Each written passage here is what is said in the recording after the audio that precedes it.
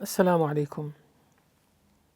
In Surah Qureish, the Qur'an's chapter 106, Allah subhanahu wa ta'ala reminds the noble Arab tribe of Quraysh, into which his final messenger Muhammad, peace and blessings be upon him, was born, of the unmatched favours that he had long bestowed upon them, having exceptionally honoured them by making their name attached to his first and holiest house of worship, the Kaaba in Makkah, thereby granting them protection against invasions and assaults at home and beyond as they went for trade unharmed across Arabia and other lands.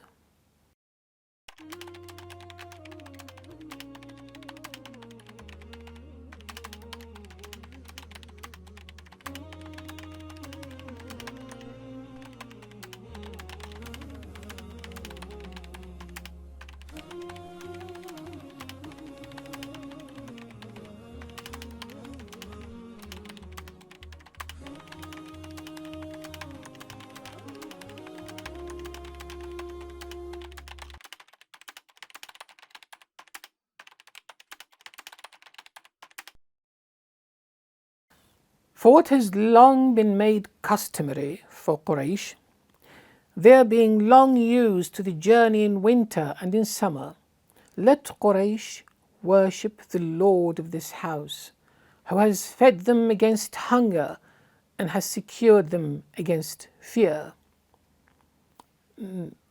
Noticeably, the word Quraysh appears twice in the translation, but the second time it appears without the bold feature that is typical of the denotative level, which signifies its being a replacement of a noun. فَلْيَعْبُدُوا, they, let them worship. So only for more clarification, the pronoun has been replaced by the noun, which is Quraysh itself, that is being talked about.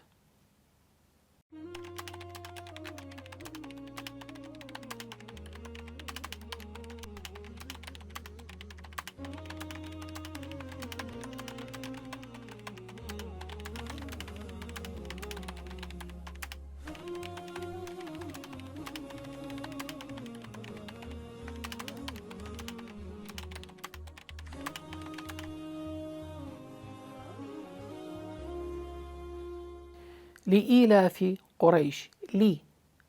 Li means for, meaning in return for, in thankful response to. So, in gratitude for لإيلاف قريش. Ilaf means routine, what is routinely familiar. So, in gratitude for what has long been customary for the noble Arab tribe of Quraysh. Of course, the name and status of this tribe is instantly recognized by speakers of Arabic of all time. For their being long used, لإيلاف قريش, إيلافهم, so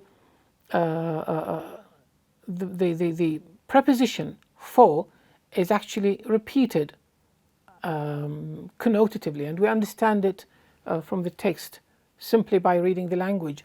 For their being long used to taking the journey in winter and the journey in summer. So what are they required to do in grateful return for that, O Lord? In gratitude to Allah, at least for blessing them with such exceptional gifts, فَلْيَعْبُدُوا, let them offer their ibadah. Ibadah, as we have learned before, encapsulates invocation, glorification, and every form of worship, as well as wholehearted submission. We say طَرِيقٌ مُعَبَّد. It's a paved road, so it is made submissive to its users, so to speak. So فَلْيَعْبُدُوا, let Quraysh invoke, glorify, worship and dutifully submit to Allah, the all-glorious Lord and Master of this all-glorious house. He is the Lord and Master of this house that is known just by saying, هذا البيت, it is all glorious, it is the most glorious on earth. So هذا البيت, it's enough just to say the house, this house, it is the most glorious house on earth. And He, subhanahu wa ta'ala, being the Lord and Master of this house, is Himself the all-glorious Lord and Master of this all-glorious house. However, those people, like other idol worshippers of Arabia at that time, did claim that they actually deified Allah as the greatest of all gods, that they believed in Him and they actually worshipped Him. The Qur'an itself tells us this about them, where Allah in Surah Al-Zumar, Surah number 39, ayah number 3, where Allah says, وَالَّذِينَ اتَّخَذُوا مِن دُونِهِ أَوْلِيَاءَ مَا نَعْبُدُهُمْ إِلَّا لِيُقَرِّبُونَا إِلَى اللَّهِ زُلْفَى. We are told that they had chosen for themselves to deify entities other than Allah, claiming that they did that only with the hope that those entities would bring them closer to Allah.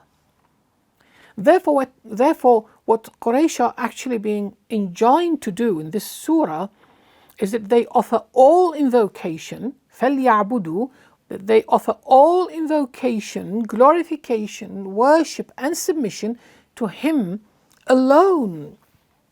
To Him alone, who has always lavished upon them His generous bounty, wherewith He has fed them so well against famine and hunger, and has secured them so well against every fear of every hazard and catastrophe.